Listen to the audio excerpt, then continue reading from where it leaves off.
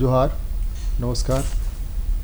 बीच बहस में आज हम बात करेंगे खाद्य सुरक्षा के बारे में। राज्य में खाद्य सुरक्षा की क्या स्थिति है।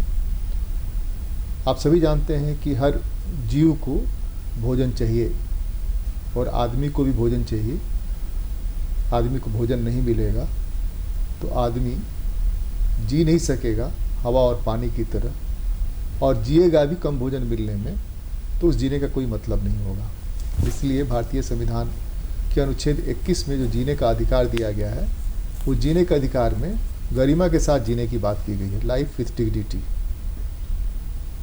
कोरोना काल लगभग 1.5 साल से ज़्यादा समय से हम लोग कोरोना काल में जूझ रहे हैं।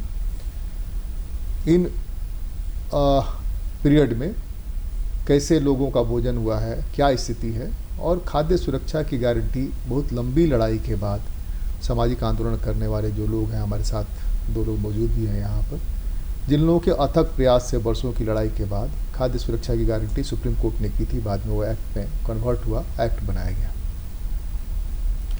हमारे साथ बात करने के लिए राज्य खाद्य आयोग के सदस्य पहुँचने वाले हैं, हलधर महतो जी। अभी जिन लोगों ने लड़ाई लड़ी खाद्य सुरक्षा की, उसमें 2 लोग हमारे साथ हैं।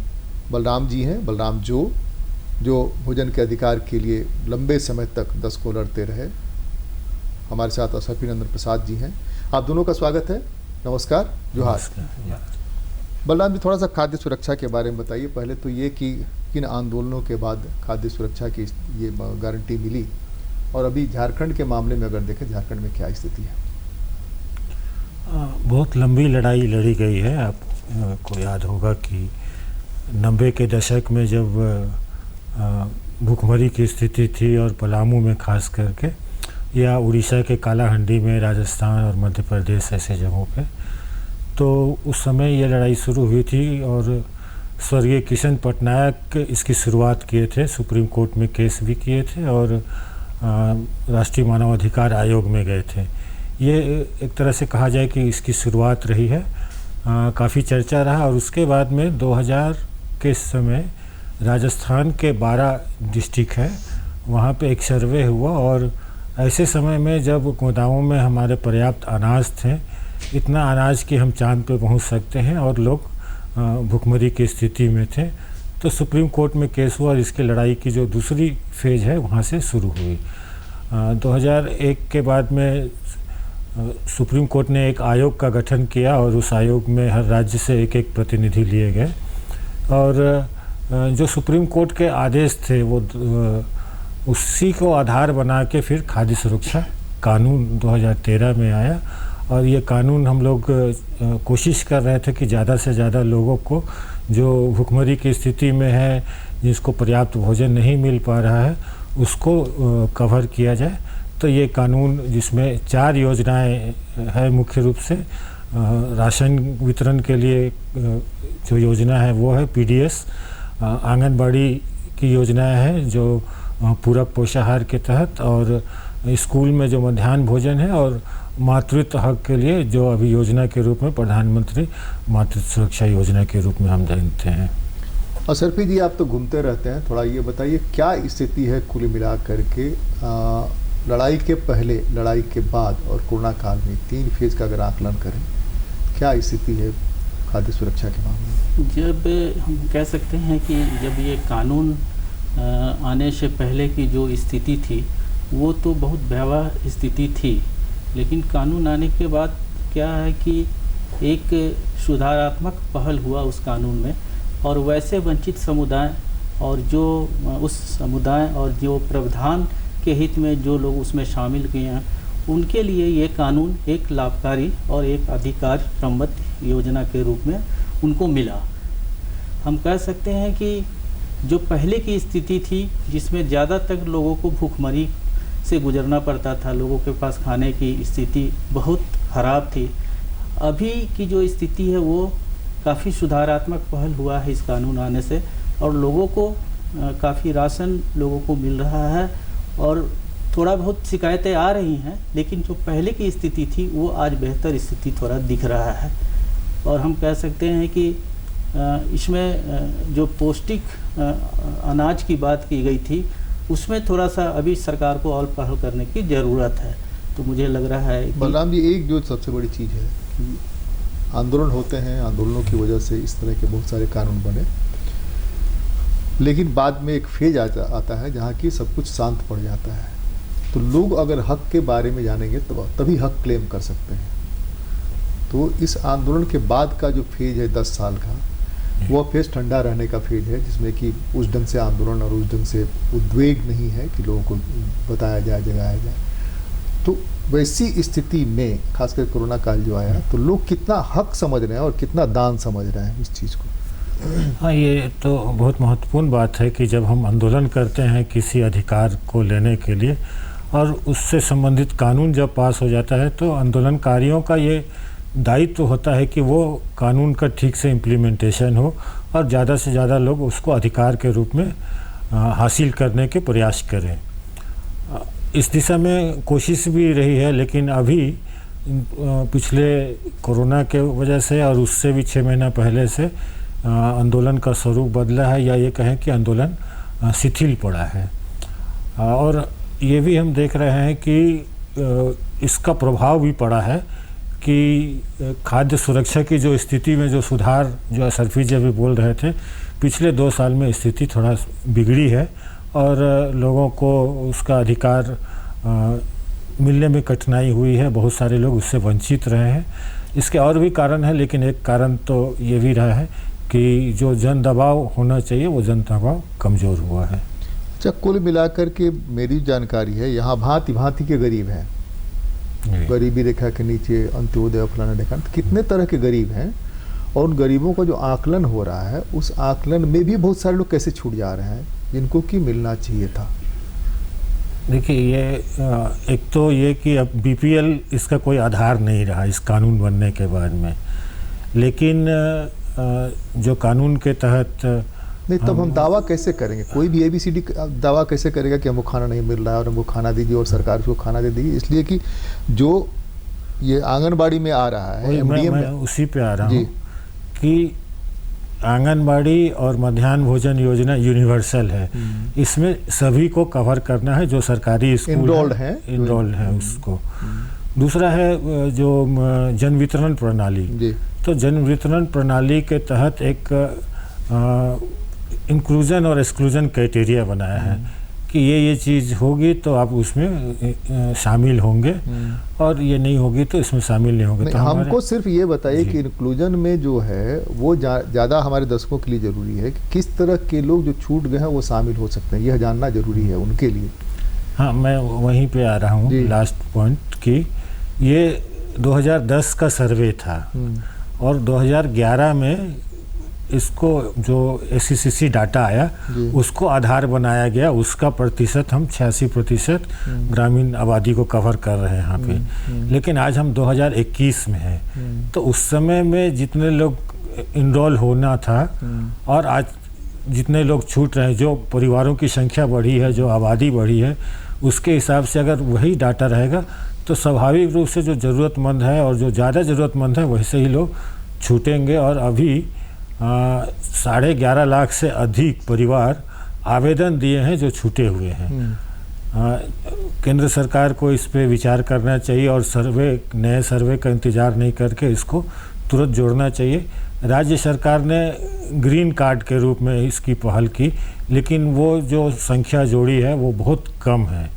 वो व्यक्ति के रूप में 11 लाख लोगों को जोड़ने की बात कर रहे हैं। तो एक तरह से हम ये कह सकते हैं कि 55 लाख परिवार छूट रहे हैं और इसमें करीब 55 लाख लोग, फैमिली, 11 लाख परिवार, हाँ 11 लाख परिवार, 55 लाख इंडिविजुअल्स छूट रहे हैं।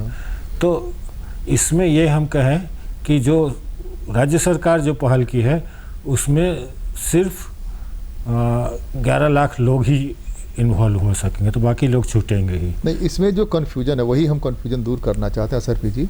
वो कन्फ्यूजन ये है कि एक तो गरीबी रेखा, गरीब भिन्न भिन्न गरीब हैं, अंत्योदय वाले गरीब अलग हैं, जो प्रिमिटिव ट्राइब हैं वो गरीब अलग हैं, ST सब इंक्लूड है उसमें, उन लोगों को अलग है, SC सब इंक्लूड नहीं है, कुछ इंक्लूड है कुछ नहीं है। जो अलग करने की बात है, हमको याद है जितना दिन साल तक विधानसभा कवर करता रहा, विधानसभा इस बात को लेकर हंगामा होता है कि भाई हमारे यहाँ संख्या बढ़ाई जाए, सुप्रीम कोर्ट की भी इंस्ट्रक्शन है कि आप हटाइए नहीं, जो डिमांड कर रहा है तो वहाँ संख्या बढ़ाई जाए। तो बीपीएल से कोई ऊपर आ ही नहीं रहा है क्या? ये एक सवाल है कि बीपीएल से कोई ऊपर आ नहीं रहा है क्या? वैसी स्थिति में जो 11 लाख परिवार यानी कि 55 लाख व्यक्ति छूट रहे हैं, उनकी क्या दशा होगी आज के दिन में, खास करके कोरोना में, जबकि बहुत समय लॉकडाउन रहा, बहुत समय खराब स्थिति रही। झारखंड एक ऐसा प्रदेश रहा है जहाँ की जो हमारा अनुभव है, जितना हमारा ज्ञान है, कि यहाँ लोग कर्ज लेके नहीं मरता था किसान, अब यहाँ भी कर्ज लेके किसान मर रहा है। भूख से कोई नहीं मरता था, यहाँ भूख से मर रहा है। वह भी तब जबकि पंचायतों में जिस ज़माने में 20 किलो अनाज रखा रहता था, ग्राम सभा में रखा रहता था कि उसको दे दिया जाए, तब भी लोग मर रहे हैं। हालांकि सरकारें नहीं मानती है, सरजू राय ने कहा है कोई सरकार नहीं मानती है, भूख से मौत की कोई सरकार नहीं मानती। लेकिन 2-4 मामले मैं जानता हूँ रिपोर्टेड है, जो कि बलराम जी भी जानते हैं, जिसमें कि कई भूख से मौतें हैं, जिसको एग्रीकल्चर डिपार्टमेंट ने स्वीकार किया कि हाँ भूख से मौत है। तो इन लोगों की स्थिति में कैसे इन लोगों को राशन पहुँचेगा और कैसे ये लोग इंक्लूड होंगे, इंक्लूजन कैसे होगा? देखिए, इसमें जैसे बलराम जी कह रहे थे कि जो अभी 11.5 लाख अभी तक NFSA जो राष्ट्रीय खाद्य सुरक्षा कानून के अंतर्गत में जो लोग आवेदन किए हैं, अभी तक उनका करीब 2-2.5 साल से पेंडिंग है। क्यों पेंडिंग है, कहाँ पर पेंडिंग है, ये जानना जरूरी है ना। माने उनकी तरफ से फॉल्ट है जिन्होंने आवेदन किया है, सरकार की तरफ से, एडमिन की तरफ से? केंद्र सरकार को जो कोटा बढ़ाना चाहिए 10 साल का जो प्रोजेक्शन के हिसाब से, वो नहीं बढ़ाई है। केंद्र सरकार का कहना है कि नया जब तक सर्वे नहीं होगा तब तक हम इसको नहीं बढ़ाएंगे। तो ये जो कमी है, एग्जैक्ट वही कमी अगर हम आकलन करें तो जो प्रोजेक्शन है नंबर ऑफ फैमिली का बढ़ने का और जो आबादी की, उतना ही नंबर करीब करीब आता है। दूसरा जो आप कह रहे हैं कि सुप्रीम कोर्ट का जो आदेश था कि 6 समूह ऐसे हैं जिसको ऑटो इंक्लूजन करना है अंत्योदय में, उसमें आदिम जनजाति है, उसमें सिंगल वुमेन है, उसमें जो डिसेबल हेडेड फैमिलीज है, ऐसे 6 समूह हैं जिसको ऑटो इंक्लूजन करना है। तो अंत्योदय जो तय हुआ था वो इसका टोटल जो बीपीएल है उसका 30%, उस समय में जितना हमारा स्टेट का कोटा होना चाहिए था उस शुरू से ही वो कम था। इसीलिए आपको याद होगा कि तब झारखंड सरकार अतिरिक्त अंत्योदय का कवर की थी। एक्ट बनने के बाद में हम लोगों का वो 3 लाख करीब फैमिली डेफिसिट है जो केंद्र से ये लोग राज्य सरकार नहीं ले पाई है। तो 3 लाख परिवार अंत्योदय में हमारा डेफिसिट है और 11.5 लाख परिवार प्रायोरिटी हाउस होल्ड में डेफिसिट है। तो इसमें हम एक चीज़ और जोड़ना चाह रहे थे कि एक तो जितने पेंडिंग राशन कार्ड है उस हिसाब से झारखंड सरकार को डिमांड करना चाहिए भारत सरकार से कि हमारे पास सरकार तो डिमांड करी, डिमांड करने में कोई दिक्कत नहीं है, सरकारें तो अपना डिमांड करती रहती हैं। हम ये कह रहे हैं कि डिमांड करने से बात बनती नहीं है। या तो सुप्रीम कोर्ट ने खाद्य सुरक्षा का केस ही क्लोज कर दिया, ठीक है, हमने ऑर्डर दे दिया, केस क्लोज हो गया। लेकिन कोई भी केस क्लोज होने के इस तरह के मामलों में सुप्रीम कोर्ट फिर उस चीज़ को ले सकती है, फिर वो डाला जा सकता है। 11 लाख परिवार मतलब कि 11.5 55 लाख 60 लाख लोग जो है अगर वो इंक्लूड नहीं हो रहे हैं तो क्या दशा होगी उसके आकलन का तो कोई, झारखंड जो है सबसे कुपोषित राज्य है देश का, सबसे गरीब राज्य, सबसे धनी होने के बावजूद सबसे ज़्यादा गरीब लोग यहाँ रहते हैं। तो उस स्थिति में उनको कैसे इंक्लूड कराया जाए, आप लोगों की पहल से वो क्या हो सकता है? हम लोगों की पहल से हम लोग लगातार एक कोशिश भी कर रहे हैं स्टेट फूड कमीशन के साथ में, उनके साथ संपर्क करके कि जितने लोग ऐसे हैं जो पेंडिंग हैं, क्योंकि कानून में 3 तरह का हमको आप दोनों ये बताइए, हल्दर जी भी आएंगे तो बताएंगे, हमको ये बताइए कि इंडिविजुअल या एक परिवार जो 11.5 लाख हैं वो कैसे अपनी तरफ से पहल करें ताकि उनको इंक्लूड किया जाए। 10 साल कम नहीं होता है। देखिए जो इंडिविजुअल है वो तो अपना आवेदन देंगे कार्ड बनने का, उससे ज़्यादा वो कुछ नहीं कर सकते, उससे ज़्यादा वो कुछ नहीं कर सकते हैं। अब ये सुप्रीम कोर्ट ने चूंकि ये केस बंद किया था, लेकिन अभी जो स्वराज अभियान वाली केस है, सुप्रीम कोर्ट ने बंद किया था, फैसला सुनाया था, बंद नहीं हुआ था। आप वहाँ अभी भी जा सकते, जब कानून बना तो नहीं, लेकिन दूसरा जो केस है सुप्रीम कोर्ट में जो स्वराज अभियान वाली, तो उसमें ये मामला को उठाया गया। इसे जो मातृत्व हक वाले मामले पे भी और इस पे भी तो बाकी मामले को उस केस के तहत सुप्रीम कोर्ट सुनवाई करे। लेकिन जब ये सुनवाई हो जाए या फिर केंद्र सरकार ये निर्णय ले ले कि हम एक अनुमानित जो अभी का आबादी है उसके हिसाब से हम इसका कोटा बढ़ाएंगे। नहीं, मान लीजिए कि हम आप दोनों से सवाल पूछ रहे हैं कि 3-4 स्टॉक होल्डर हैं, एक तो इंडिविजुअल जिनको चाहिए, एक जिनको राशन कार्ड बनाना है, एक एडमिन जिसको कि यह देखना है, चौथा आपको खाद्य आयोग जो इन चीज़ों को सुनिश्चित करता है कि पहुंच रहा है कि नहीं, एसेस है कि नहीं, और पांचवा सरकार जिसको कि डिमांड करना है और लोगों तक पहुंचाना है चीज़ें। ये 5 लगभग स्टॉक होल्डर मोटा मोटी अगर हम देखें तो यहाँ पर दिख रहा है। तो हर स्टॉक होल्डर, एक स्टॉक होल्डर तो आने वाले हैं, आप एक स्टॉक होल्डर में से आते हैं कि आप लोगों ने इस आंदोलन को चलाया और आज की स्थिति के आकलन कर रहे हैं। तो ये चीज़ें आगे बढ़े तेज़ी से ताकि भूखे रहने की नौबत नहीं आए, उसका क्या रास्ता हो सकता है, क्या अपनाया जाए, क्या किया जा सकता है? देखिए, मुझे लगता है कि 2 चीज़ इसमें बहुत इम्पोर्टेंट होना चाहिए कि जो लोग अभी भी और जो लोग आवेदन कर चुके हैं, और एक तो है कि एक के प्रोविज़न में इसमें पीडीएस जो राज्य के पीडीएस कंट्रोल ऑर्डर है उसमें कहता है कि 60 दिन में आपको राशन कार्ड बन जाना चाहिए आवेदन पे। अगर नहीं होता है तो इसको पॉलिसी लेवल पे स्टेट फूड कमीशन का भी वहाँ पे रोल बनती है कि वो उसको स्वतः संज्ञान लेकर के आगे बढ़ाया जाए, और नहीं तो फिर इसको लीगल के रूप में हम लोग इसको कोर्ट में ले जाया जा सकता है। क्योंकि जब कानून बना है तो आपको 60 दिन के अंदर में उनको राशन कार्ड मिल जाना चाहिए, तो आपको वायलेशन वहीं दिख रहा है।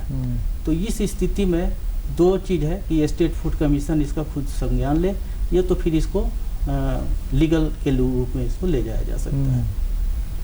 उसमें जो इंडिविजुअल, जो प्रभावित लोग हैं या जो नीडी लोग हैं जिनको चाहिए, उनकी भूमिका कुछ हो सकती है क्या? वो कुछ कर सकते हैं क्या? जैसे बलराम जी ने कहा कि नहीं, उनका काम तो खत्म हो गया, बस अगला स्टेप उनका आयोग तक जाना है या डीजीआरओ तक जाना है कि हमको तो हम आवेदन किए और 60 दिन में हमको कार्ड बन के नहीं मिला। नहीं, अभी जैसे कि हल्दर जी आने वाले, तब तक आप बताइए कुल मिलाकर के खाद्य आयोग की क्या भूमिका रही है जब से खाद्य आयोग का गठन हुआ है, उसके हिसाब से इस चीज़ों को ठीक करने? कोई महत्वपूर्ण भूमिका इस मामले में नहीं रही है जो पॉलिसी को इन्फ्लुएंस करे, जबकि आयोग का एक बड़ा काम है पॉलिसी को इन्फ्लुएंस करना, पॉलिसी पे सरकार पे दबाव डालना, पॉलिसी डिसीजन करवाना। तो इस दिशा में कोई महत्वपूर्ण भूमिका नहीं रही है। मुझे लगता है कि इनिशिएटिव भी नहीं रही है। लेकिन जो इंडिविजुअल कंप्लेंट्स है राशन कम मिलने का या नहीं मिलने का, जिसका कार्ड है, वैसे कंप्लेंट्स को लेकर ये लोग सुनवाई किए हैं, उस पर कुछ फैसला भी आया है। तो एक पार्ट है उसका, लेकिन जो मेजर पार्ट है आयोग का वो ये कि पॉलिसी के सवाल पे काम करे और सरकार को पॉलिसी के इशू पे दबाव बनाए। सरपी जी, एक तो आंगनबाड़ी जो है, आंगनबाड़ी को फूड सिक्योरिटी में क्या देना है? उसमें 2 लोग, एक तो मातृत्व हक है और दूसरे की बच्चे हैं। तो ये दोनों के बारे में जैसे बताइए, हमारे दर्शक जाने कि वो अपना राइट समझें और राइट समझ करके डिमांड करें। ये जब से ये कानून झारखंड में लागू हुआ है 2015 में, ये कानून चूँकि 13 में आया है पूरे देश में, लेकिन झारखंड में 2 साल ऐसे भी लेट हुआ है इस कानून। और इस कानून की प्रक्रिया में हम अगर जाएंगे तो इसका सेक्शन 2 सेक्शन बहुत महत्वपूर्ण है, 3 सेक्शन, जो सेक्शन 4, 5 और 6, जिसमें पूरा मातृत्व अधिकार बच्चों से लेके बुजुर्ग तक का उसमें बात किया गया है। आंगनबाड़ी में इतने जो प्रावधान किया गया है, और अगर ये पोषाहार और THR अगर नहीं मिलती है तो हम उसके लिए खाद्य सुरक्षा भत्ता के लिए भी शिकायत को ये फूड कमीशन में डाल सकते हैं। और साथ ही जो प्रावधान है जो आंगनबाड़ी में हमको मुख्य रूप से जो हम बात करते हैं, तो जन्म से पहले बच्चे और बच्चे की माँ से लेकर के बुजुर्गों तक का उसमें बात किया गया है। और जो आंगनबाड़ी, इसको थोड़ा सा ज़्यादा स्पष्ट करिए, इसलिए कि बुजुर्ग वाला हम भी पहली बार सुन रहे हैं कि बुजुर्ग कैसे क्लेम करेंगे, कैसे मिलेगा उनको।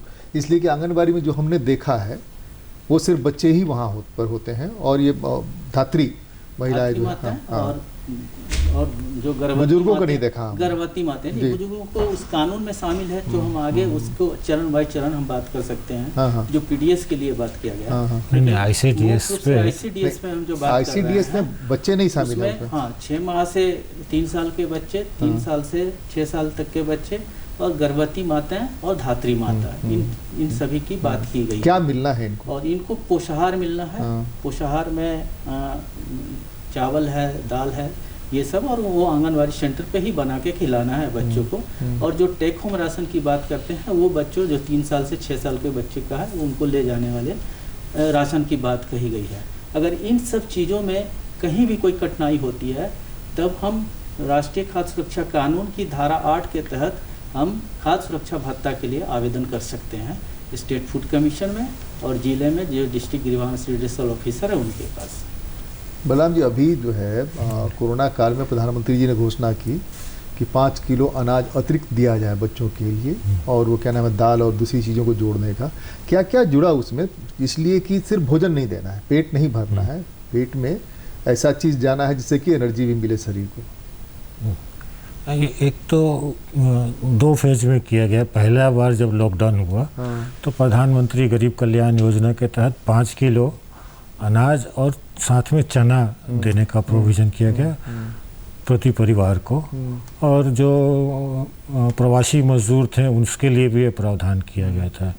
लेकिन दूसरा जो फेज आया कोरोना का, उसमें सिर्फ अनाज 5 किलो, और उसी को जिसका राशन कार्ड है, जिसके पास में राशन कार्ड नहीं है या जो प्रवासी मजदूर है, ऐसे लोगों के लिए इसमें प्रावधान नहीं किया गया जो ज़्यादा संकट में है।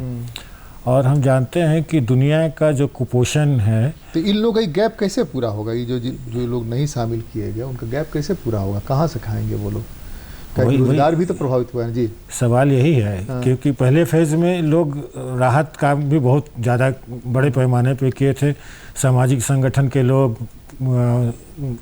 जो सरकार के लोग, दूसरे लोग भी, कंपनी के लोग, बाजार के लोग। लेकिन दूसरे दौर में ये राहत काम भी नहीं चला, तो लोग इतना भयावह भी था ना, भयावह भी था, और लोग इतना ज़्यादा संकट बढ़ा है लोगों का खाद्य सुरक्षा के मामले में। 1 साल से लोगों का आय में कमी आई है, रोजगार गया है। तो ऐसे में जिसमें ज़्यादा लोगों को मदद की ज़रूरत है, उस समय में हम उतना मदद नहीं कर सके हैं। ये लोग क्लेम कहाँ कर सकता है? ये लोग जो लोग ज़रूरतमंद हैं, नीडी हैं, जो भूख से परेशान हो रहे हैं, किसको क्लेम करेंगे? कहाँ जाएंगे? ऐसा कोई कानून का प्रोविज़न नहीं बनाया है। नहीं, कानून के पहले जो खाद्य सुरक्षा है, उसके पहले जो व्यवस्था थी, वो व्यवस्था थी कि हर मुखिया जी के पास, प्रधान के पास या पार्षद के पास 20 किलो अनाज रहेगा। अगर उनको पता रहेगा तो वहाँ जाकर फ्री ऑफ कॉस्ट देंगे। इसके बारे में जो पदाधिकारी हैं वीडियोज वगैरह वगैरह को बताएंगे, ताकि उसको देख सकें कि उसको कोई प्रॉब्लम नहीं हो। लेकिन ख़त्म हो जाने के बाद अखबार में खबर आने के, ये व्यवस्था अभी भी है जी, कि लोग पंचायत में या ब्लॉक में बताए कि इस परिवार को या इस टोला में लोगों के पास खाने को कुछ नहीं है, तो उसको रिलीफ देने का प्रावधान है। लेकिन ये चल नहीं रहा है, और जब बड़ी संख्या में ऐसे लोग हो जाते हैं, माने इंडिविजुअल अगर को ये ज़रूरत है तो वो अपने मुखिया जी को लिखित आवेदन दे सकता है, मौखिक भी कह सकता है। वहाँ से नहीं सुनवाई हो रही है 5 दिन 7 दिन में, तो वीडियो के पास या दूसरे के पास क्या है प्रोविज़न, क्या है? पंचायत में रिजर्व रहना था, पंचायत में नहीं है। लेकिन अभी प्रावधान ये है कि आप तुरंत उसको दे दीजिए, और उसके बाद में जितना आप दिए हैं उसको कोई डीलर से दिलाए तो वहाँ उतना रिम्बर्स हो जाएगा, उसको मिल जाएगा। लेकिन इस बार इतनी ज़्यादा संख्या में ऐसे लोग हैं कि ये सिस्टम काम नहीं कर रहा, फेल हो गया है।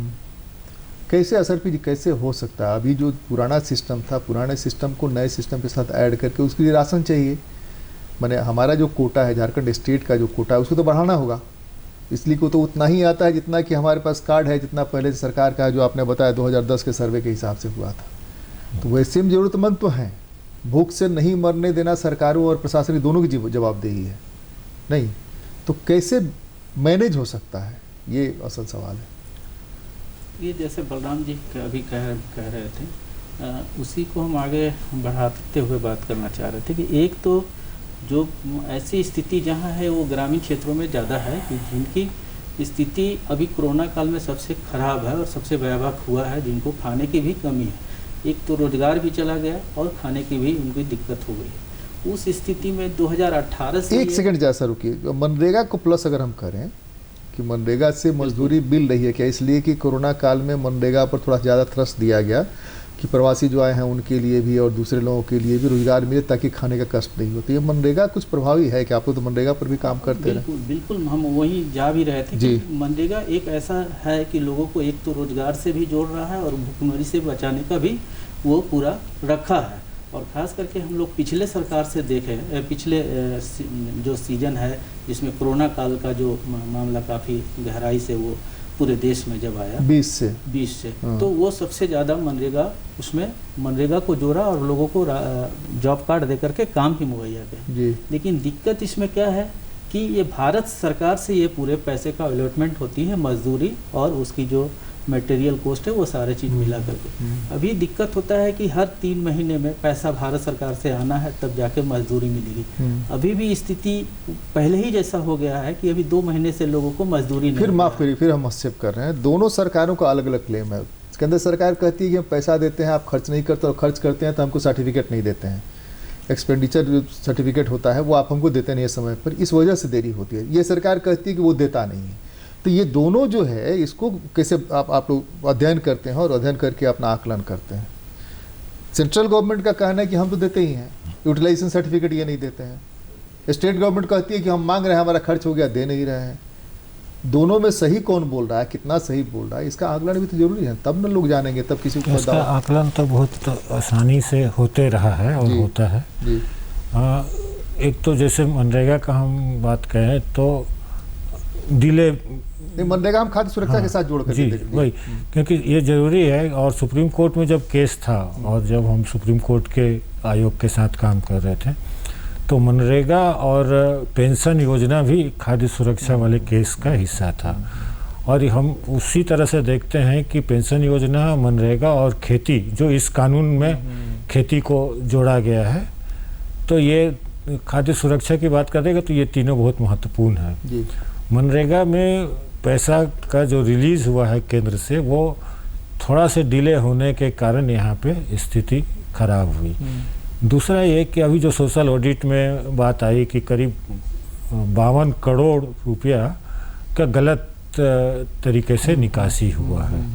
तो मनरेगा का जो फ़ायदा लोगों को मिलना चाहिए था वो फ़ायदा मटेरियल के नाम पे, गलत मजदूरी के नाम पे, ये 52 करोड़ रुपया सोशल ऑडिट से आएगी, मतलब इससे ज़्यादा भी हो सकता है, जिसका रिकवरी का आदेश है, जिसमें से 2.7 करोड़ रुपया रिकवरी हुई है। उसी तरह से ICDS का अगर हम बोलें तो केंद्र सरकार ने पैसा नहीं भेजा और भेजने अभी 3 महीना पहले पैसा आई, 2 महीना पहले। तो और राज्य सरकार का कहना है कि हम इसका UC भेज चुके थे केंद्र को। तो ये जो डिले होता है जिस कारण दोनों थोड़ा सा बलराम जी माफ़ करिएगा, एक तो ये कि राज्य सरकार कहना नहीं है, हम ये कह रहे हैं कि उन्होंने भेजा होगा तो कहीं बेस तो फाइल में होगा ना। इसलिए कि हम इसी तरह के एक मीटिंग में दिल्ली में थे, हर्षमंदर जी थे उस मीटिंग में, इसी तरह का सवाल आया था कि जब आप स्टेट में होते हैं, बाबू लोग जब स्टेट में होते हैं तो कहते हैं कि सेंटर जो है हमारा हक नहीं दे रहा है स्टेट का, और जब सेंटर में चले जाते हैं तो वहाँ पूछने पर कहते हैं कि स्टेट भेज ही नहीं रहा है यूटिलाइजेशन सर्टिफिकेट। तो उन्होंने कहा कि हम लोग जिसकी खाते हैं उसकी बजाते हैं। हम ये कह रहे हैं खाते हैं बजाते हैं तो इससे बात नहीं बनेगी। ये क्लेम कर दिए, वो क्लेम कर दिया। हम कह रहे हैं कि इसका फैक्चुअल जो डाटा है वो तो आपको, चूँकि आप लोग ये काम करते रहे हैं तो वो तो जानना होगा, जर्नलिस्ट को भी जानना पड़ेगा कि फैक्ट क्या है। सरकार यहाँ ये क्लेम कर रही है, वो सरकार ये क्लेम कर रही है, और बीच में जो है आदमी पिसा रहा है। हाँ, ये 2 स्कीम में तो मैं फैक्ट के साथ बात कर रहा हूँ जी। एक तो जो ICDS में डिले रिलीज हुआ केंद्र का, और यहाँ पे जो UC पहले भेज दिया गया था, लेकिन ये 4 महीना या 6 महीने का गड़बड़ी है। सरकार का अपना झारखंड भवन है दिल्ली में, उसका काम ही यही है कि वहाँ पर लाइजनिंग करके चीज़ों को आगे बढ़ाए। तो सरकारें कितनी गंभीरता से इस योजना को लेती हैं? नहीं, तमाम योजनाओं के बारे में नहीं लेती है। आप ये देख सकते हैं कि विधानसभा की कितनी बहस में बच्चों का सवाल पे, पोषण के सवाल पे, खाद्य सुरक्षा के सवाल पे कितनी चर्चा हुई, कितनी सरकार इस मुद्दे पे मीटिंग की। तो सरकार में जो गंभीरता होनी चाहिए ऐसे मुद्दों को लेके, कितने बार कोशिश किए कि हमारा PDS का कोटा बढ़ाया जाए, केंद्र से अंत्योदय का कोटा बढ़ाया जाए। तो मुझे नहीं लगता है कि वो गंभीरता सरकार में है, उसके पॉलिटिकल विल की कमी तो दिखती है इसमें। रास्ता क्या हो सकता है? हल्दर महतो जी को आने में विलम्ब हो रहा है, हमारा समय भी जा रहा है, पता नहीं आएंगे कि नहीं आएंगे। तो रास्ता तो कुछ निकालना पड़ेगा ना। एक जगह क्लेम कुछ है, एक जगह दूसरी जगह क्लेम कुछ है, और उधर आदमी जो है भूख से तड़प रहा है। रास्ता क्या हो सकता है जी? क्या रास्ता हो सकता है फिलहाल अगर रास्ता देखें? देखिए, मुझे हम लोगों को जो लगता है और जो फील्ड का अनुभव है, हम लोग बार बार सरकार से और लोगों मीडिया से भी इस चीज़ों को लेकर के फोकस कर रहे हैं और उसको सामने लाने की कोशिश भी कर रहे हैं कि अगर हम पीडीएस की जो बात कर रहे हैं और 11.5 लाख लोगों को अभी भी नहीं मिल रहा है राशन कार्ड आवेदन करने के बाद। लोग नहीं है, परिवार है, ये परिवार है। उस परिवार की स्थिति और भी दयनीय होते जा रहा है, क्योंकि रोजगार ही नहीं। तो हम लोग बार बार झारखंड सरकार के मुख्यमंत्री से भी कई बार मिले हैं और उनको डिमांड भी। इस बीच में कोरोना काल में एग्रीकल्चर पर क्या प्रभाव पड़ा? इसलिए कि एग्रीकल्चर भी खाद्य सुरक्षा का एक महत्वपूर्ण हिस्सा है, जो बलराम जी भी बता रहे थे। तो वहाँ जो प्रोडक्शन है, उस प्रोडक्शन पर पॉजिटिव है कि निगेटिव है? जो इकोनॉमिक सर्वे है गवर्नमेंट झारखंड का, वो तो पॉजिटिव है। खाद्यान्न बढ़े, खाद्यान्न का उत्पादन बढ़ा। तो इसको कैसे आंके? आप तो चूंकि पलामू वगैरह सब जगह घूमते रहते हैं, तो वहाँ जो देखा आपने, बरसात भी पिछले साल बहुत अच्छी बरसात हुई थी। इसमें हम कह सकते हैं कि देखिए, प्रोडक्शन में अगर हम चावल की बात करते हैं तो सिर्फ चावल तो खा करके नहीं जिया जा सकता है। उसके लिए हमको पौष्टिक आहार भी चाहिए, दाल भी चाहिए, सब्जी भी चाहिए, तेल भी चाहिए, सारा चीज़ चाहिए। तो अभी जो हम लोग झारखंड में अभी मिलता क्या? राशन कार्ड से क्या मिलता है? राशन कार्ड से सिर्फ चावल और गेहूँ मिलता है। अच्छा, 2 तरह की चीज़। ये चने की तो बात हुई थी, चने प्रधानमंत्री ने कहा बस वो जो प्रधानमंत्री गरीब कल्याण योजना के हिसाब से 1 महीने या 2 महीने का बीच बीच में वो मिला है, बाद बाकी अभी नहीं मिल पाया है। अच्छा। उसमें तो अभी चावल और गेहूँ 2 ही चीज मिल। पौष्टिक में क्या मिलता है जो आंगनबाड़ी है आपका? देखिए, हमारा जैसे कि अंडा देने की बात है, सब्जी देने की बात है, तो वो क्या है? कुपोषण दूर करने के लिए लोग ये कहते हैं कि हमारा राज्य जो है, जो कुपोषण बोलते हैं तो प्रोटीन डिफिशिएंसी, प्रोटीन की कमी है, तो देना चाहिए। हम लोगों ने कोशिश की अंडा का, और अंडा देने का बजट भी किया, लेकिन अंडा आंगनबाड़ी में शुरू नहीं हुआ। जो आंगनबाड़ी सिर्फ खिचड़ी मिलती है अभी, बस खिचड़ी भी अभी बन रही है। और THR पिछले 1.5 साल से जो टेक होम राशन है, वो भी बीच बीच में 1-2 महीना मिला, फिर बंद था, फिर अभी शुरू किए। तो ये बहुत अनियमित है। तो हम कुपोषण के क्षेत्र में तो हम फेल हो गए। पिछले 1.5 साल से 2 साल से बिल्कुल फेल है। स्कूल का भोजन, स्कूल बंद है तो भी खाना नहीं मिल रहा। पीडीएस में राज्य सरकार कई बार फैसला ली और केंद्र सरकार का एक योजना के तहत पिछले लॉकडाउन में 2 महीने का चना इंक्लूड किया गया, जबकि नहीं है। दूसरी बात है कि एग्रीकल्चर मौसम साथ दिया और एग्रीकल्चर का उत्पादन अच्छा हुआ, पिछले बार भी इस बार भी। लेकिन उत्पादन अच्छा होना और गरीब तक, भूखे तक उसका पहुंच होना, ये दोनों में बहुत गैप है। सुप्रीम कोर्ट का केस जब शुरू हुआ था तब भी कि अनाज का हमारा स्टॉक बफर स्टॉक से कई गुना अधिक था, और जिसको हम संभाल के रख नहीं पा रहे थे, चूहा खा रहे थे। लेकिन उसी समय में कहा कि गरीबों के बीच बांट दीजिए, सरकार नहीं, उस समय सरकार ने नहीं बांटा, हम नहीं बांटेंगे, क्योंकि उसी समय जब अनाज हमारे पास में है और हमारे लोग भूख से मर रहे हैं, तो उत्पादन ज़्यादा होने से भूख कम होने का कोई रिश्ता नहीं है। नहीं, उत्पादन होने से भूख का रिश्ता नहीं है। तो उसमें देखिए 2 चीज़ें जुड़ती हैं ना। एक तो किसान के साथ मजदूर काम करता है, तो जो मजदूरी करता है, मजदूरी के एवज में तो उसको मिलता है ना, वही धान, चावल, गेहूँ जो भी उगाता है, बड़ुआ जो भी वहाँ उगता है, वो उसके बदले में उसको मिलता है। मूल रूप से भोजन उसका उससे चलता है। बाद में सेकेंडरी है, जिसमें कि जन वितरण प्रणाली की दुकान से राशन कार्ड के हिसाब से वो चीज़ों को ले आता है, या जहाँ से सहायता मिलती है बाकी सारी चीज़ों को ऐड करता है, या मजदूरी करके आता है उन चीज़ों को ऐड करता है। एक तो कृषि के साथ जो कृषि मजदूर जुड़े हुए हैं, और कृषि एलाइड जो लोहार हैं, इस तरह की चीज़ें हैं जो उनके साथ जुड़े हुए हैं, उनको भी उससे ये होता है। काफ़ी कमी आई है अभी एग्रीकल्चर, जो कृषि मजदूर कम हुए हैं, टेक्नोलॉजी उसको रिप्लेस किया है। जो कृषि उद्योग के साथ में जुड़े हुए जो उद्योग थे, अब लोहार को कितना काम मिलता है। ये सारे टेक्नोलॉजी और सारे इक्विपमेंट्स जो बाजार आधारित है, उसके कारण खेती में जो रोज़गार था एग्रीकल्चर लेबर के रूप में, उसमें काफ़ी कमी आई है। तो हम ये कह सकते हैं कि बहुत कम लोग हैं जिसको कुछ हिस्सा उसका मिलता है, और वो पर्याप्त नहीं होता, उसका ज़रूरत का जितना अनाज ज़रूरत है उसका 1/3 PDS अगर मिल रहा है तो उसका 1/3 PDS पूरा करता है, और उतना ही उसको एग्रीकल्चर मजदूरी के रूप में, फिर भी आधा से ज़्यादा उसका कमी रहता है। और सर भी पंचायती राज संस्थाएं जो हैं उसको कैसे इन्वॉल्व कर सकते हैं, एक खाद्य सुरक्षा की जो गारंटी देनी है उस गारंटी में उनकी क्या भूमिका हो सकती है? और मुझे लगता है कि ग्राम सभा और ग्राम पंचायत दोनों को अगर इन्वॉल्व किया जाए तो कंपैरेटिवली आसान होगा, उनको अकाउंटेबल भी बनाया जाए उसी के साथ साथ। आपको क्या लगता है? इसलिए कि गवर्नमेंट के जो मौजूदा सिस्टम है उस सिस्टम में तो एक साहब होता है और बाकी उसके सबऑर्डिनेट होते हैं, और साहब सब पर हुकूमत चलाता है। इन पंचायती राज व्यवस्था में तो यह मान के चला गया था उनके ही लोग हैं, अपने लोग, वहाँ पर चीज़ें सुधरेंगी। तो अगर वो इन्वॉल्व हों, कानून से इन्वॉल्व हों, आपके आंदोलन से इन्वॉल्व हों, सुप्रीम कोर्ट के इंस्ट्रक्शन से ये हो इन्वॉल्व हो, तो कैसे चीज़ों को आगे बढ़ाया जा सकता है?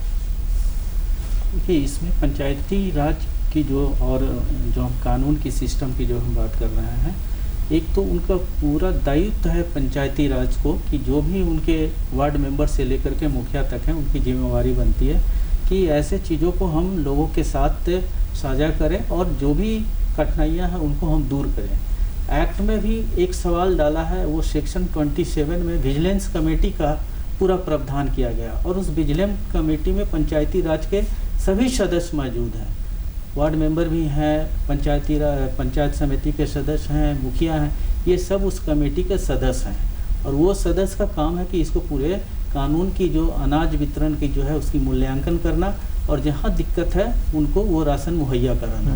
लेकिन ये सिस्टम भी फेल है और नीचे स्तर तक भी फेल है। तो इसको चीज़ों को कैसे हम लोग को थोड़ा और जागरूक करने की ज़रूरत है। और कह रहे हैं आंदोलन से उसको जोड़ने के लिए, तो आंदोलन तो चूँकि आंदोलन से तो कुछ लोग ऐसे भी जुड़े हुए हैं, लेकिन नीचे स्तर पे अभी भी काफ़ी कठिनाइयाँ हैं इन सब सवालों को लेकर के। बलराम जी, जैसे कि BDO पहले आदमी उन्हीं को पकड़ता है, वो अकाउंटेबल माने जाते हैं अपने इलाके के। तो हम ये कह रहे हैं कि कानून का सिस्टम ऐसा हो खाद्य सुरक्षा ये में कानून में कि जो पंचायती राज के लिए उनको अकाउंटेबल बनाया जाए कि अगर कोई आपके यहाँ भूख से मरता है या भूखे तड़पता है तो आपकी जिम्मेवारी होगी। तो वो उनकी सबसे नियरेस्ट तो वही होंगे जो आसानी से एसेस कर सकते हैं, और वहाँ का गांव का व्यक्ति भी उनको एसेस कर सकता है और इमीडिएट वहाँ तक पहुँच भी सकते हैं। ये है, सुप्रीम कोर्ट में जब केस चला तो सुप्रीम कोर्ट का ऑर्डर को अगर हम देखें तो राज्य में अगर स्टारवेशन डेथ या भुखमरी की स्थिति तो चीफ सेक्रेटरी को जिम्मेवार ठहराया गया था, और उसी तरह से जिला में कलेक्टर को और ब्लॉक में BDO को। जब ये पिछले सरकार ने, राज्य सरकार स्टारवेशन डेथ, भूख से मौत की परिभाषा करने के लिए एक कमेटी बनाई थी, उस कमेटी का कन्वेनर था मैं, तो हमने उसमें कैसे जांच करना है, क्या करना है, इसके साथ साथ जिम्मेवार कौन है, और BDO की और डिस्ट्रिक्ट के जो अधिकारी है उसकी भूमिका भी आई थी जी। तो वो किया गया और वो राज्य सरकार ने आदेश किया, लेकिन ये सब का इम्प्लीमेंटेशन नहीं कराना, ये कि ब्लॉक को जिम्मेवार होना, और 12 घंटा के अंदर अगर उसको पता चलता है कि कोई खाने को नहीं है, कोई भुखमरी में है, तो 12 घंटा के अंदर उसको रिलीफ पहुंचाना, और उसका जो इंटाइटलमेंट किसी भी तरह का जो फेल है उसको कंटिन्यू करना। देखिए, कल में और आज में बहुत अंतर है। अंतर ये है कि आज मोबाइल का ज़माना, हर किसी के पास लगभग फ़ोन है, इस तरह के जनप्रतिनिधि हैं। दूसरे ये कि सड़कों का जाल बिछ गया है, इसलिए एसेस बहुत आसान हो सकता है वहाँ पहुँचना, और 12 घंटे का 4 घंटे में पहुँचा जा सकता है। किसी कोई पंचायत ऐसा नहीं है जहाँ विदिन 4 आवर 1 घंटे में पहुँचा जा सकता है, हर जगह पहुँचा जा सकता है। तो ये अकाउंटेबिलिटी जो BDO और चीफ सेक्रेटरी को दी गई, यह अकाउंटेबिलिटी में उन लोगों को भी अगर जोड़ा जाए कानून के तहत, तो हमको लगता है कि थोड़ी सी बात बनेगी, थोड़ा सा फर्क पड़ेगा। जैसे ग्राम प्रधान पहले से ये माना जाता है, ग्राम प्रधान अपने ग्राम के लिए जिम्मेवार है, कानून में कहीं नहीं है। ग्राम सभा सबसे ऊपर सभा मानी जाती है कॉन्स्टिट्यूशन के अनुसार, लेकिन कानून में इस तरह के मामलों के लिए ग्राम सभा जिम्मेवार नहीं है। तो वो अगर अकाउंटेबल हो ग्राम सभा के लोग, पंचायत प्रतिनिधि, तो थोड़ी स्थिति बदल सकती है क्या? हाँ, ये दो चीज़ में पंचायत को और ग्राम सभा का इन्वॉल्वमेंट को और मजबूत करना होगा। कई बार डिस्कशन में ये बात आई है कि उग्रवाद को नियंत्रण करने के लिए, डायन वाली व्यवस्था को नियंत्रित करने के लिए, इन सब चीज़ों में अगर वो हो तो ये ज़्यादा महत्वपूर्ण है। एक तो जो योजनाएं हैं उसकी निगरानी पूरे तरह से ग्राम सभा, और उसका यूटिलाइजेशन सर्टिफिकेट ग्राम सभा से ही जो मनरेगा में किया गया। और दूसरा ये कि कोई ज़रूरत है तो उसको लाभुक का चयन, और तीसरा कि कोई ज़रूरत है तो उसकी मदद। हो रहा है भोजन का अधिकार जो है, भोजन के अधिकार में सिर्फ कानून से आपको भोजन मिल जाएगा ऐसा नहीं है। भोजन के लिए भोजन बनाना पड़ता है, भोजन की सामग्री लानी पड़ती है, और नहीं मिलता तो उसके लिए लड़ना पड़ता है। तो ये सारा कुछ आपको भी जिम्मा है, आप भी करें। और जो स्टॉक होल्डर हैं उन तमाम लोगों से रिक्वेस्ट ये है कि जब सुप्रीम कोर्ट क्या, ये इस देश में कोई आदमी भूख से मर रहा है और हम जानते हैं, हमको पता है, और तब भी वो भूख से मर जा रहा है, इससे शर्मनाक बात कुछ नहीं हो सकती। बीच बहस में आज तो बस इतना ही। अगली बार मिलते हैं, किसी और मुद्दे पर चर्चा करते हैं। आप सबको बहुत बहुत धन्यवाद। नमस्कार।